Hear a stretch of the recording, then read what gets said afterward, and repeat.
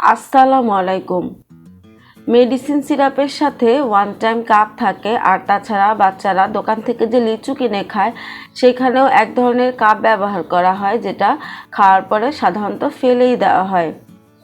কিন্তু আজকে সেই মেডিসিন সিরাপের কাপ আর লিচুর কাপ ব্যবহার করে আমরা খুব মজাদার সন্দেশ তৈরি করব। আর এইরকম ফেলনা জিনিস দিয়ে আপনারা মজাদার এই সন্দেশগুলো তৈরি করে নিতে পারেন। আর শুধু যে তৈরি করার পর সাথে সাথে খেয়ে ফেলা যাবে তা কিন্তু না, তৈরি করে আপনারা বেশ কিছুদিন সংরক্ষণ করেও রাখতে পারেন।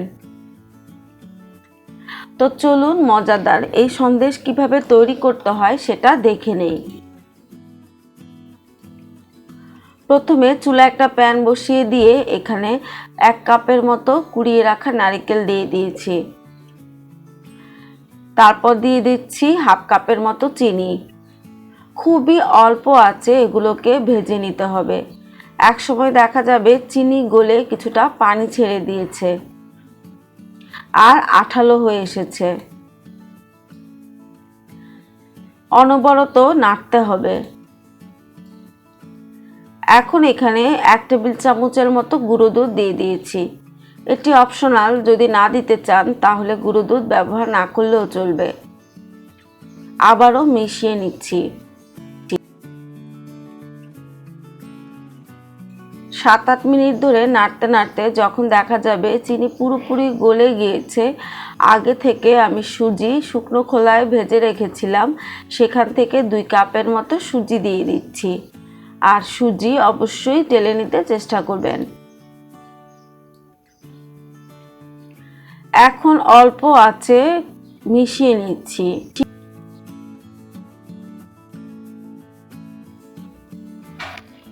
ভাজতে ভাজতে যখন হাতে নিয়ে দেখা যাবে এরকম আঠালো হয়ে যাচ্ছে, তখন বুঝতে হবে তৈরি হয়েছে।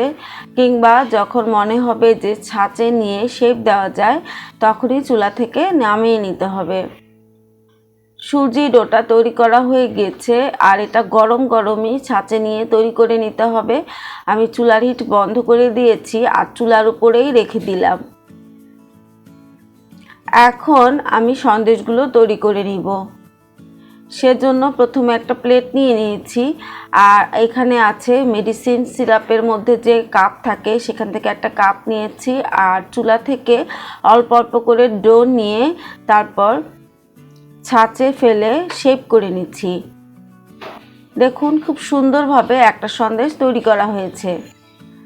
এখন একটা লিচুর কাপে নিয়ে একইভাবে সন্দেশ তৈরি করে নিচ্ছি। দেখুন, আপনারা যে কোনো ছাঁচে ফেলে এই সন্দেশগুলো তৈরি করে নিতে পারেন। সবগুলো একইভাবে তৈরি করে নিচ্ছি। আর যখন ঠান্ডা হয়ে যাবে তখন একটা এয়ারটাইট কন্টেইনারে করে বাইরে রুম টেম্পারেচারে আপনারা প্রায় 1-1.5 মাসের মতো রেখে এটা খেতে পারেন। ফেলনা জিনিস দিয়ে শুধু যে সন্দেশ তৈরি করা যায় তা কিন্তু না, এটা বানিয়ে সংরক্ষণ করে বেশ কিছুদিন ধরে যেহেতু খেতে পারেন, তাই তৈরি করাও যেমন সহজ আর সময়েরও অপচয় কম হবে।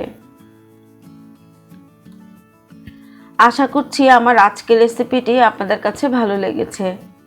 আর যদি ভালো লেগে যায় তাহলে প্লিজ একটা লাইক দিতে ভুলবেন না।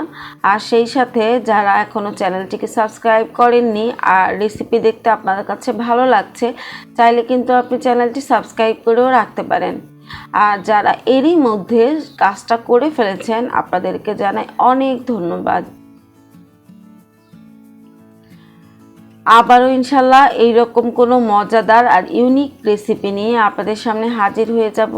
সেই পর্যন্ত সবার সুস্বাস্থ্য কামনা করে এখানেই বিদায় নিচ্ছি। আল্লাহ হাফেজ।